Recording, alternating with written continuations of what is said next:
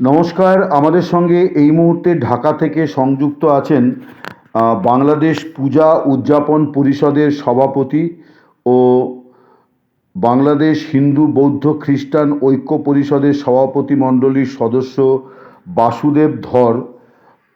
আমরা তার সঙ্গে কথা বলবো যে সদ্য বাংলাদেশে যে জাতীয় সংসদ নির্বাচন অনুষ্ঠিত হলো এবং প্রায় 2 দশক পর বিএনপি ক্ষমতাসীন হলো। বাংলাদেশের রাজনৈতিক মহলে খুবই চর্চা চলছে যে বিএনপির যে অভাবনীয় ফল, 209টি আসনে তারা এককভাবে সংখ্যাগরিষ্ঠ হয়েছে এবং তাদের জোট 212টি আসন পেয়েছে। এই ভালো ফলের পেছনে বাংলাদেশের সংখ্যালঘু বিশেষ করে হিন্দু সম্প্রদায়ের একটা বড় অংশের ভূমিকা আছে বলে বলা হচ্ছে। তো আমরা বাসুদেব ধরের কাছে এই বিষয়ে কথা বলবো। মিস্টার ধর, আপনাকে দ্য ওয়ালে অনেক স্বাগত জানাই। আমি আপনাকে প্রথমেই আমার এই নমস্কার। বিষয়টাই আপনার কাছ থেকে জানতে চাই যে আপনারা মানে হিন্দু সম্প্রদায়ের মানুষ এবারের নির্বাচনে ঠিক কী ভূমিকা পালন করলেন? নমস্কার। দিওয়ালের পক্ষ থেকে আমার সঙ্গে কথা বলার জন্য আপনাদের সবাইকে, ওয়াল পরিবারকে আমি ধন্যবাদ জানাচ্ছি। নমস্কার সবাইকে। আসলে বাংলাদেশে এই সদ্য অনুষ্ঠিত ত্রয়োদশ জাতীয় সংসদ নির্বাচন এবং আপনি যে প্রশ্নটা করেছেন, এখানে আমি প্রথমেই বলি এই নির্বাচনটা গুরুত্বপূর্ণ ছিল। বিশেষ করে বাংলাদেশ এক দীর্ঘ কি বলবো এই অমসৃণ বাংলাদেশ চলে আসছিল। এই সময় তার মধ্যে গত 16-17 মাস ধরে একটি অনির্বাচিত সরকার ক্ষমতাসীন ছিল।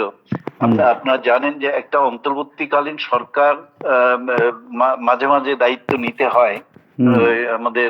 না, এটা আমরা তো জানি। দেখুন, এগুলো তো মানে জানা কথা যে অন্তর্বর্তীকালীন সরকার ক্ষমতায় ছিল। তো আপনি যদি ওই মানে সরাসরি ওই প্রসঙ্গে আসেন। সেই প্রসঙ্গে আসছি। তো এই সময়ে তাদের নির্বাচন দেওয়ার কথা ছিল 3 মাসের মধ্যে, কিন্তু সেটা না করে তারা 16 মাস, এবং এই 16 মাসে এই সরকারের কি বলবো যে আচরণ, তাতে সবচাইতে বেশি ক্ষতিগ্রস্ত নির্যাতিত হয়েছে সংখ্যালঘু সম্প্রদায়, বিশেষ করে হিন্দু সম্প্রদায়। আপনি জানেন যে একেবারে প্রশাসন একেবারে উচ্চ পর্যায় থেকে সমস্ত হিন্দুকে তাড়িয়ে দেওয়া হয়েছে। শিক্ষা প্রতিষ্ঠানে বড় বড় পদ থেকে হিন্দুদের তাড়ানো হয়েছে। ব্যবসা বাণিজ্য আক্রান্ত হয়েছে। এই আন্দোলনটা ছিল বৈষম্য বিরোধী, কিন্তু দেখা গেল এই অন্তর্বর্তী সরকার দায়িত্ব নেওয়ার পরে ছাত্রদের কাঙ্ক্ষিত যে সরকার, তারা সবচেয়ে বেশি বৈষম্যের শিকার হতে হয়েছে হিন্দু সম্প্রদায়কে। তো এই অবস্থায় যে নির্বাচনটা অনুষ্ঠিত হলো, এটা গণতন্ত্রে উত্তরণের একটা বড় ধাপ এটা। তো সেইখানে ধর্মীয় সংখ্যালঘু সম্প্রদায়, বিশেষ করে হিন্দু সম্প্রদায় এই নির্বাচনে ব্যাপকভাবে অংশগ্রহণ করেছে। যেহেতু একটা এই যে অতীতের এই যে তিক্ত অভিজ্ঞতা থেকে তারা মুক্তি চাইছিল, একটা গণতান্ত্রিক রাষ্ট্র গড়ে উঠুক, একটি সবার কথা বলার অধিকার প্রতিষ্ঠিত হোক, এবং সবচেয়ে বড় কথা সবার প্রত্যেক নাগরিক, হিন্দু মুসলমান বৌদ্ধ খ্রিস্টান আদিবাসী, সে সমতল বা পাহাড়, সবাই একসঙ্গে সম অধিকার নিয়ে বাঁচুক, এইটাই আমাদের কাছে একটা কাঙ্ক্ষিত ছিল। যেহেতু আমরা বৈষম্য বিরোধী আন্দোলনে সরকার আওয়ামী লীগ সরকারের পতন হলেও বৈষম্যটা আরো বেশি করে চেপে বসেছিল আমাদের উপরে বিশেষ করে। তবে সবার উপরে তো বটেই, আপনি জানেন মিডিয়া থেকে আরম্ভ করে সবকিছু আক্রান্ত হয়েছে। কাজে হিন্দুরা এই পরিবর্তনে অগ্রণী ভূমিকা রেখেছিল, বিশেষ করে নির্বাচনে। তো তারা মুক্তি চাইছিল, এক শ্বাসরুদ্ধকর পরিস্থিতি থেকে তারা মুক্তি চাইছিল। এই জন্য তা নির্বাচনে ব্যাপকভাবে অংশগ্রহণ করেছে, ভোটাধিকার প্রয়োগ করেছে।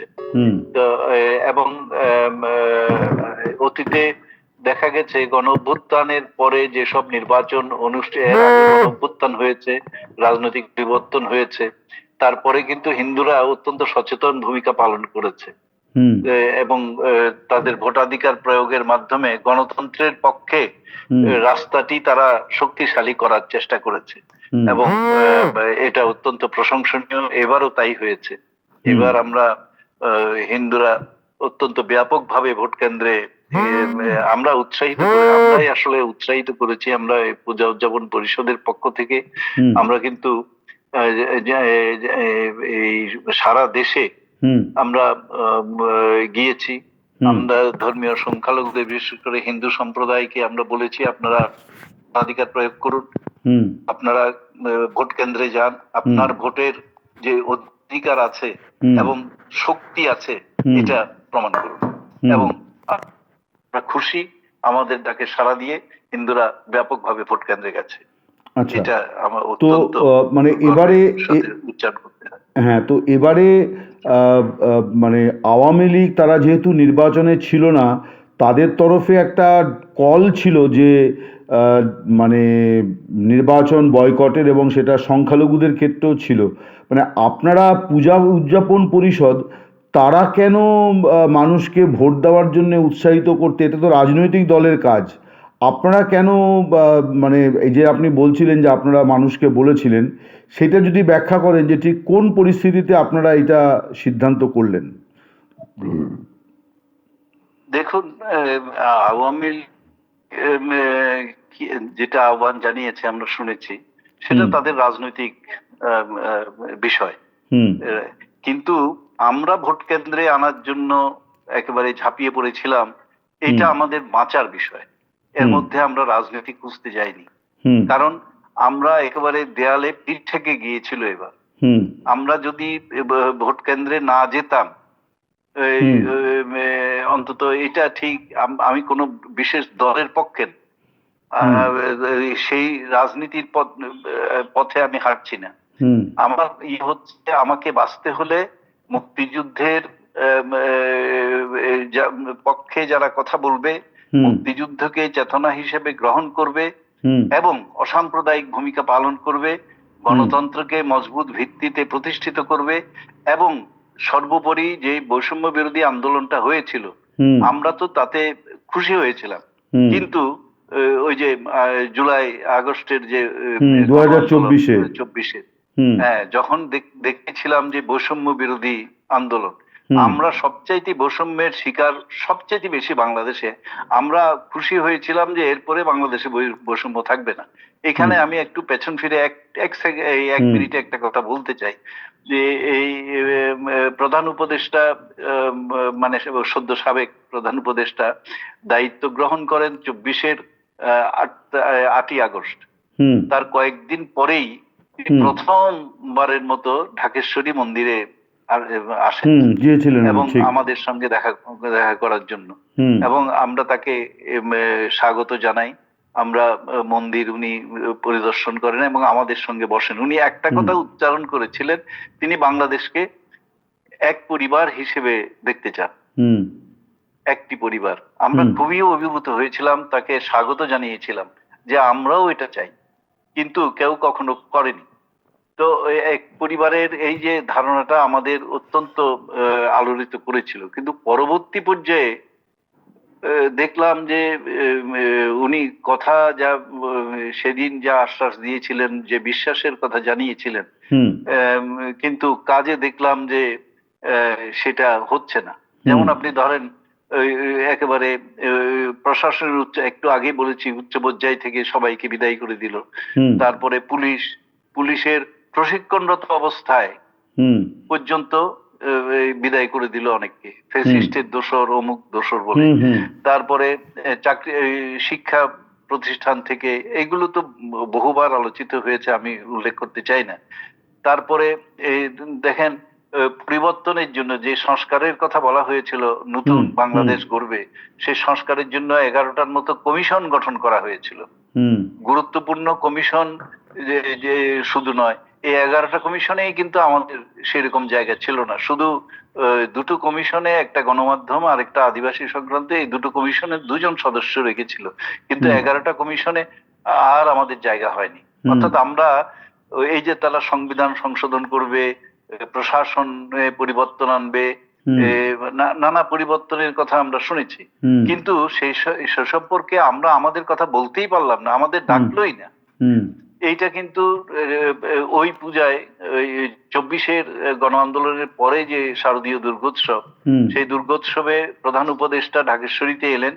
ঢাকেশ্বরীতে আসার পরে আমরা তাকে বললাম যে এই কাজটা আপনি বলেছিলেন, আপনি আমাদের স্বপ্ন দেখিয়েছেন, আপনি আমাদের যে স্বপ্ন দেখিয়েছেন, আমরা উদ্দীপিত হয়েছিলাম, কিন্তু আপনি এই আমাদের কথা তো আমরা বলতে পারছি না, আপনারা আমাদের ডাকছেন না। হুম সংস্কারের কোনো প্রক্রিয়ায় আপনি আপনি আমাদের যুক্ত করছেন না।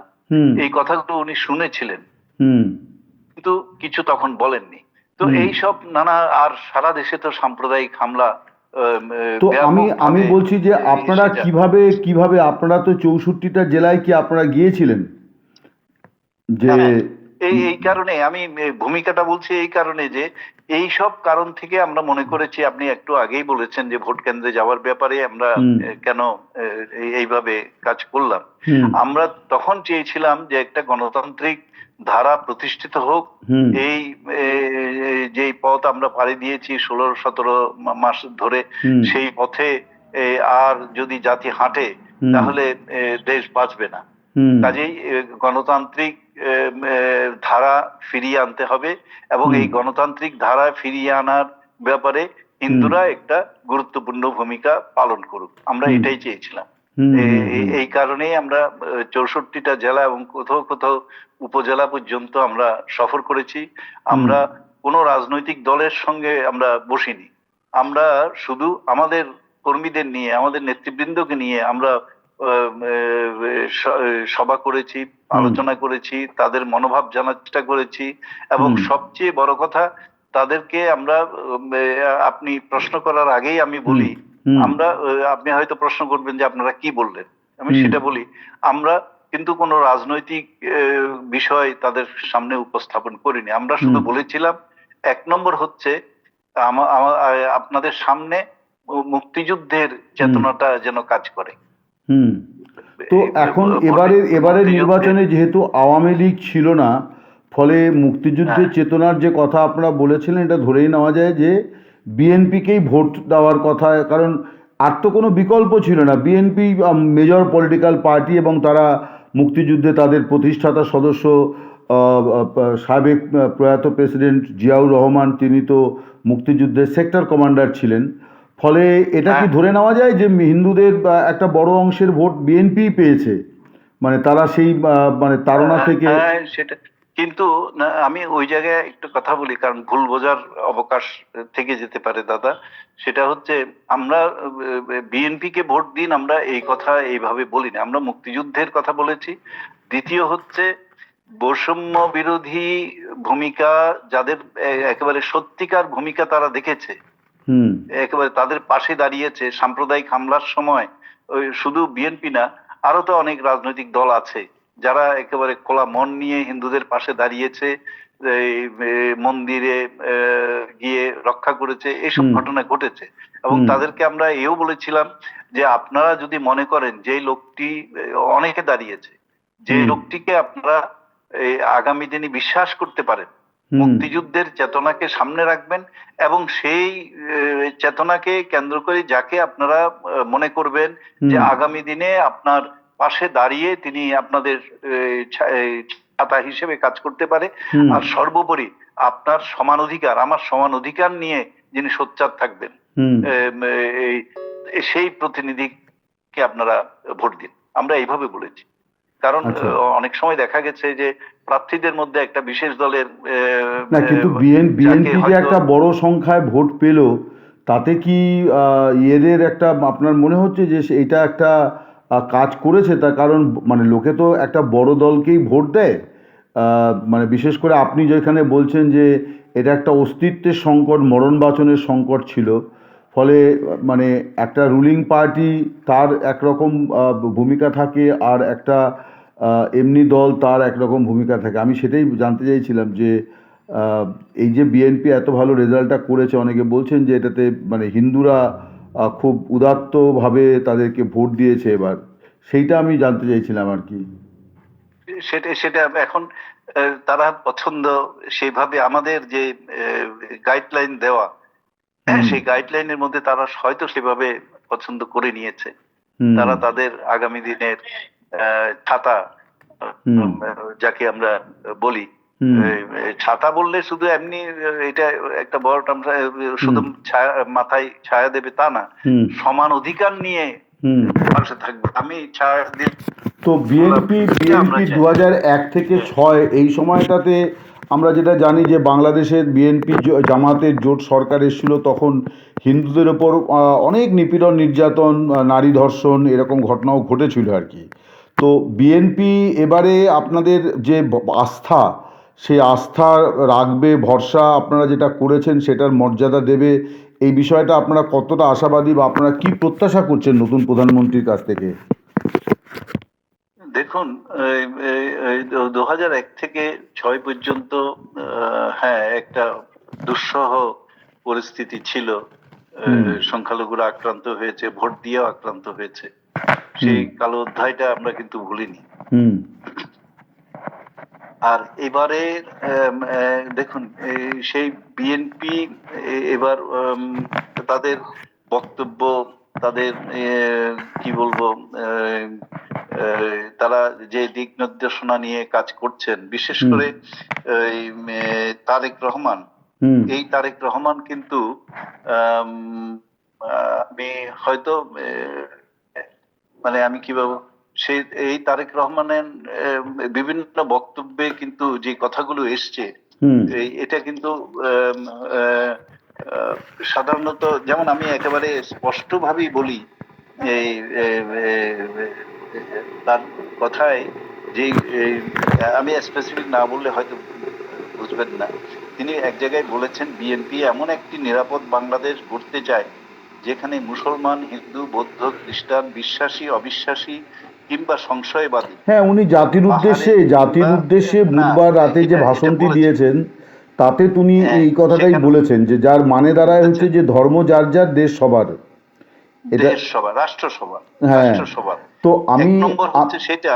আরেকটা জিনিস দেখুন, এই বক্তব্যের মধ্যে কিন্তু এক জায়গায় আছে বিশ্বাসী অবিশ্বাসী।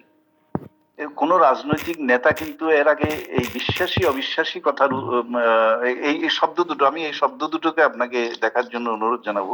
না, আমি এই বুঝতে পেরেছি কথাটা আপনি এইভাবে বলতে বলেনি, চাইছেন যে কারণ যারা ধর্ম ধর্ম বিশ্বাসী নিয়ে নয়, উনি যেখানে তাদের রাজনীতি ব্যাপারেও হচ্ছে বলেছেন যে কোনো বৈরিতা, তার মানে তারাও বাংলাদেশে থাকবে না। নিরাপদে শান্তিতে হ্যাঁ, থাকতে পারবেন। আমার এবারে কারণ শেষ এখানে প্রশ্ন হচ্ছে যে ধর্ম নিয়ে আওয়ামী লীগ তো একটা বড় পার্টি, এবং দীর্ঘদিন তাদেরকে সংখ্যালঘুরা ভোট দিয়েছে, হিন্দুরাও ভোট দিয়েছে, এবং যারা মুক্তিযুদ্ধের সংগঠক পার্টি, তো তারা ভোট বয়কটে ডাক দিয়েছিল, সেটাকে উপেক্ষা করার জন্যে আপনারা যে পথে নামলেন, সেইটা যদি একটুখানি ব্যাখ্যা করেন যে এটা তো আবার আওয়ামী লীগের ডাকটাকে আপনারা অস্বীকার করেছেন, তো সেটার কারণটা যদি আপনারা ব্যাখ্যা করেন। মানে আপনি একটুখানি বলছিলেন যদিও এটা যে মরণবাচন। এইটা এইটা হ্যাঁ, এটা উপেক্ষা করা বা এই চিন্তা আমরা করিনি। হুম আমরা উপেক্ষা বা কোনো রাজনৈতিক দলের আহ্বানকে এড়িয়ে যাওয়া, এইসব চিন্তা আমাদের মধ্যে কাজ করেনি। আমাদের হুম মধ্যে কাজ করেছে এই যে যে আমরা ভয়ঙ্কর এক অবস্থার মধ্যে আছি। দেখুন, যদি হিন্দুরা না যেত, হুম। আমি আজকে বলতে তো দ্বিধা নেই, এই ফলাফলে কিন্তু অনেক পরিবর্তন আসতো, আচ্ছা, অনেক কিরকম পরিবর্তন আসতো। পরিবর্তন আসতো বলে যে আপনার মনে পরিবর্তন, হয়? সেটা হয়তো মুক্তিযুদ্ধের পক্ষে অবস্থানটা দুর্বল হয়ে যেত। এটার ফলাফল জন্য কিরকম হতে মাসুল পারতো? হয়তো ফলাফল আমাদের, কিরকম হতে পারতো, মানে ধরুন, সেটা তো মানে সেটা তো সংখ্যালঘু এক্স্যাক্টলি ভোটে আমি কতগুলো সেভাবে সিটের হেরফের হয়? সংখ্যালঘু ভোট কতগুলো সিটে মানে প্রভাব অন্তত আছে? অন্তত আমাদের দুটো হিসাবে আমরা দেখছি। যেমন আপনি একটা ইয়ে হিসাব করলেই দেখা যাবে, বিভিন্ন জায়গায় কিন্তু বিএনপি পাশ করেছে ধরেন 2000 থেকে 5-7 হাজার ভোটের ব্যবধানে। আচ্ছা। এই এই এই এই এই এই- এইটা চিন্তা করুন। আর বিভিন্ন জায়গায় আমাদের প্রাথমিক হিসেবে অন্তত অ্যারাউন্ড 80 থেকে 100 হুম এই জায়গাগুলোতে সংখ্যালঘু ভোটটা হুম মানে ফ্যাক্টর, হুম তারা যেদিকে ঝুঁকবে হুম সেই দিকেই করবে। কিন্তু দেখুন এই ইয়ে এই অনেকগুলো আসন আছে সারা বাংলাদেশে। এই মুহূর্তে আমার কাছে হিসাবটা এই মুহূর্তে নেই, বেশ কয়েকটি আসন আছে সেখানে বিএনপিও দাঁড়িয়েছে, অন্যান্য রাজনৈতিক দলও দাঁড়িয়েছে, আবার হিন্দুও দাঁড়িয়েছে, কিন্তু হিন্দু হুম ক্যান্ডিডেট ছিল। হুম কিন্তু সেইখানে আপনি দেখুন এই হিন্দু প্রার্থী জয়যুক্ত হয়নি। বিএনপিকে ওইখানে মানুষ, তার মানে কিন্তু মানুষ একটা শক্তিশালী, মুক্তিযুদ্ধের পক্ষে একটা শক্তিশালী বড় দলকে বেছে নিয়েছে। বড় তার মানে দল আপনি বেছে বলতে নিয়েছে। চাইছেন যে হিন্দুরা দল বেঁধে ভোট দিয়েছে শুধু না, তারা মুক্তিযুদ্ধের পক্ষে ভোট দিয়েছে বলেই বিএনপির রেজাল্টটা অনেক স্বস্তিদায়ক হয়েছে, না হলে হয়তো স্বস্তিদায়ক হয়েছে, হ্যাঁ, মানে রাইট। মানে আমি আপনি এই বলছেন যে কথাটাই সেটা বলতে চাচ্ছি। সরকার করতে পারাটা খুব সহজ হয়ে গেছে, না হলে হয়তো অনেক কঠিন হতে পারতো আর কি। সেটাই আমরা কোনো রাজনৈতিক দলকে হার্ট করছি না, আমরা হুম শুধু বলছি যে আমরা যেই অমসৃণ পথটা দেখেছি হুম সেটা আমাদের জন্য এক ভয়ঙ্কর পরিস্থিতি তৈরি করেছিল। ঠিক আপনি ঠিক যদি সময় থাকে আমি একটা কথা বলি, হুম যেমন ওই আমি বাংলাদেশ হিন্দু বৌদ্ধ খ্রিস্টান ঐক্য পরিষদের যে রেজাল্টটা, হুম এই রেজাল্টের পরে তারা এই সংগঠন করে, কিন্তু প্রতি কয়েক মাস পর পর হুম সারা দেশে আক্রমণের, নির্যাতন, হামলা হুম সংখ্যালঘুদের উপর এর একটা পরিসংখ্যান তারা হুম সংবাদপত্রে, সংবাদ মাধ্যমের কাছে পেশ করে। হুম আপনি এই একটু আপনি করুন, দেখুন গত 25 সালের 1 জানুয়ারি থেকে 31শে ডিসেম্বর পর্যন্ত হুম এই সময়ে সাম্প্রদায়িক সহিংসতা হয়েছে 522টি। হুম এর মধ্যে হত্যার ঘটনা ঘটেছে না, এগুলো 61টি। এগুলো তো মনীন্দ্রনাথ আচ্ছা, আমাদেরকে বলেছেন, আমরা এগুলো সব হ্যাঁ প্রচারও করেছি, বলেছে। আমি বুঝতে না, পেরেছি। এটা আমাদেরও যেমন এই প্রসঙ্গে আরেকটা কথা আমি উল্লেখ করতে চাই। এই দুর্দিনে এই যেখানে প্রশাসন এবং পুলিশ তো একটা ভঙ্গুর অবস্থায় ছিল গত 1.5 বছরে বা 16 হুম মাসে, হুম হুম ভঙ্গুর অবস্থায় ছিল। হুম তো এই সময় কিন্তু বাংলাদেশ সেনাবাহিনী হুম আমাদের পাশে অত্যন্ত শক্ত অবস্থান নিয়ে দাঁড়িয়েছে। এই কথাটা কিন্তু আমি যেখানে যাই সেখানে আমরা বলেছি, এখনো তারা আমাদের আর করে এই যে আমাদের নির্বাচনের সঙ্গে। পর কি কোথাও সংখ্যালঘুদের ওপর আক্রমণ, নিপীড়ন, নির্যাতনের ঘটনা ঘটেছে, মানে সংখ্যালঘু বলে এরকম ঘটেছে কোনো ঘটনা? এইরকম ঘটনা ঘটেছে খুব কম আচ্ছা, 2-4টি ঘটনা ঘটেছে, কোথাও কিন্তু বাড়ি ঘরে আগুন দিয়েছে, আচ্ছা হামলা, সেভাবে হত্যা টত্যা এগুলো ঘটেনি।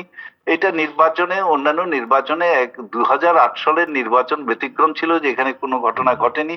এবারও অনেকটা তাই, আচ্ছা, সেইরকম বড় ধরনের কোনো তাহলে আপনি সাম্প্রদায়িক হামলা আপনি ঘটানো বলছেন হয়নি। যে হিন্দুরা তারা একটা মানে বাংলাদেশকে অসাম্প্রদায়িক বাংলাদেশ রাখার জন্যে এবং মানবিক বাংলাদেশ রাখার জন্যে হিন্দুরা একটা, এবং সংখ্যালঘু সম্প্রদায় অ্যাজ এ হোল তারা একটা ঐতিহাসিক রাজনৈতিক দায়িত্ব পালন করেছে, যে কোনো একটা দলের প্রতি মানে দলদাসত্ব না করে তারা মানে মানে চলতি বাস্তবতাকে বিবেচনায় রেখে ভোট দিয়েছে, এটা আপনার বক্তব্য? ভোট দিয়েছে, অবশ্যই।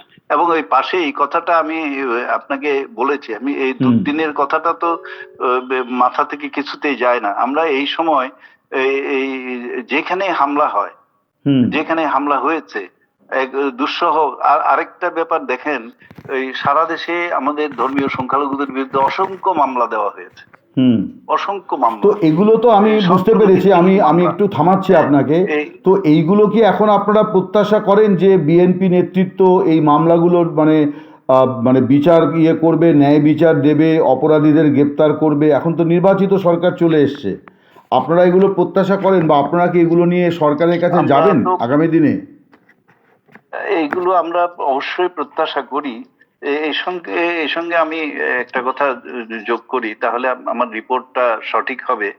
এইগুলো নিয়ে যে আমরা করি নাই তা না, আমরা শুরু থেকেই গত 1.5 বছরে এই মামলাগুলোর ব্যাপারে বা নির্যাতনের ঘটনা, মামলা, নির্যাতন এবং হুমকি, বিভিন্ন ঠিক জায়গায় যে ঠিক। হুমকি দিয়েছে, এই হুমকির ব্যাপারে বাংলাদেশ সেনাবাহিনীর সঙ্গে আমাদের একটা বেশ, মানে আমি আর আর কথা বেশ বাড়াচ্ছি না। যোগাযোগ আমি ছিল। আপনার কথা এই বুঝতে পেরেছি যে আপনারা সেনাবাহিনীকে বলেছেন, প্রশাসনকে বলেছেন।